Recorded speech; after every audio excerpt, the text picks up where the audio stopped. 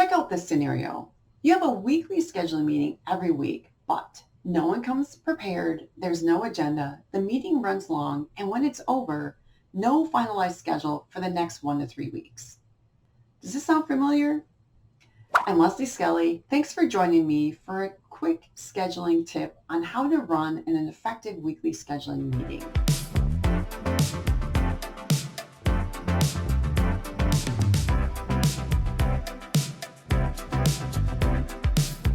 The purpose of the weekly scheduling meeting is to discuss any changes to the draft weekly schedules.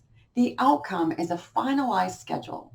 When everyone walks out of the meeting, they are committing to the execution of that schedule. A few key elements of the weekly meeting are, first off, it's imperative that there's a meeting agenda.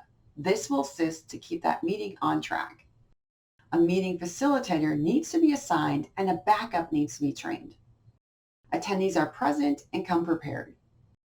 Ensure you establish meeting ground rules such as start and end meeting on time, one conversation, pay attention, and listen to others. Focus on the purpose and deliverables of the meeting.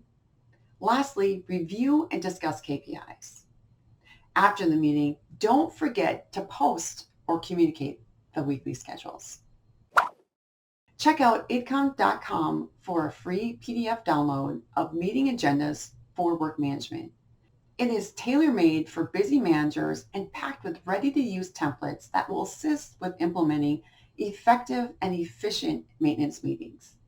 Good luck, and let me know how it goes.